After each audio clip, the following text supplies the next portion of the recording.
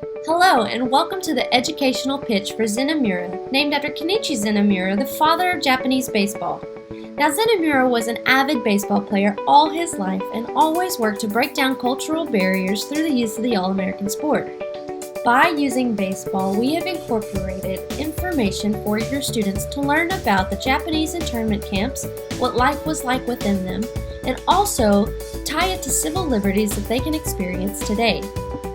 Zenimura is a role-playing game where the learner takes on the persona of a new Japanese-American internee that has recently joined a baseball team. The game concept is Japanese-American teenagers that are working to get ready for their upcoming baseball season as a way to pass time within the Gia River War Relocation Center.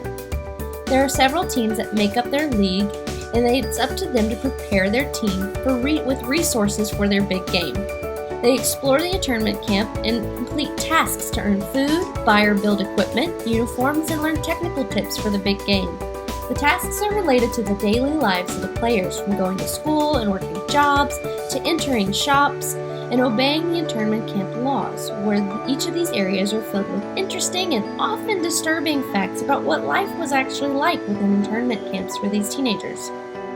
Each level leads to a baseball game where, to win the game, learners must answer the questions correctly, make it to the final round of tasks, and then play in the state championship game to win the rights to the best baseball team in Arizona.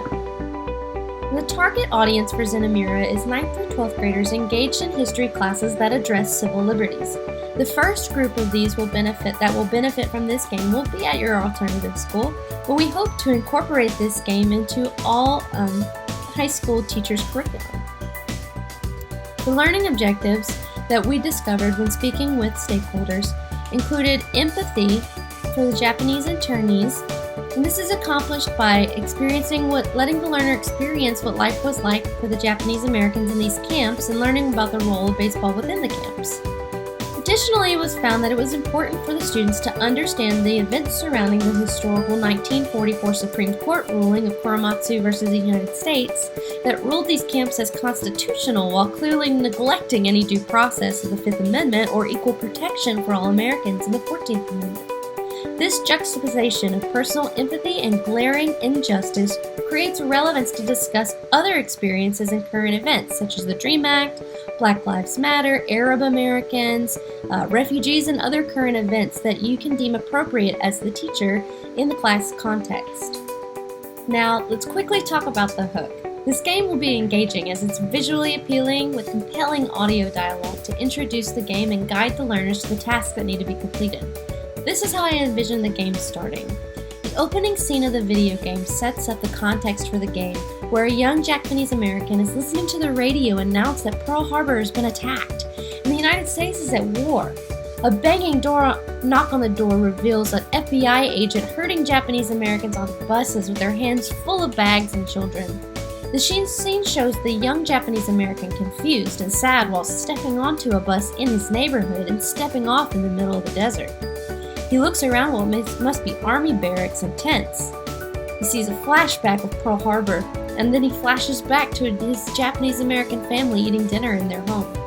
He flashes again to more explosions of Pearl Harbor, and then flashes to him running the cash register in his family's store. He flashes back to the Japanese-American teenager standing there just off the bus. He walks forward towards the barracks and sets his bag down by his new bed, surrounded by crowds of others. He reaches into his bag and pulls out his baseball. Alright, so let's quickly talk through game mechanics. The opening scene of each level includes a guide that gives your player a list of all the things he needs to accomplish before he can head into the next game. On this list, the user is instructed to go to different buildings in the camp to gather items, do tasks, or speak to people. Players use their mouse to navigate through the camp, and then they click to enter into each of the tasks. Each task includes information about life in the internment camp and what it was like through videos, signage, letters they can read, and then the baseball player can internalize and personalize that information and how it affected him and his family. When they complete the task, they get something they need for the game, like food, baseball equipment, uniforms, etc. And when the list is completed, it's time for them to go into the baseball game, which is actually the knowledge assessment. And so the player will come up to the bat, they will answer a question, be able to swing and run the bases. If they get the question wrong, it's a strike. And then when they have their 3 strikes, they switch to the outfield, they answer some more questions, and then you see at the end of that round who won the game.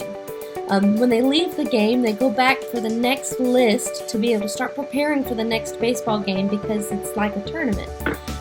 The scene adjusts and they go to more of the tasks. As they are going, they create more tasks and they do different things that further integrate the idea of what it was like in life in an internment camp. Last but not least, let's talk through that special sauce. The special sauce in this game is creating empathy for the teenagers between what is happening in the internment camp and what's happening in current events. The baseball lineup helps with personalizing this and also gives you a context as the teachers to be able to go in and really dig deep into some current events. It creates conversation for you and your students about what civil liberties, both individual and collective, all Americans should have, regardless of heritage, religion, gender, and pretty much anything else. We hope that you consider this game as part of your educational lineup and you would love to continue on with the direction we're headed.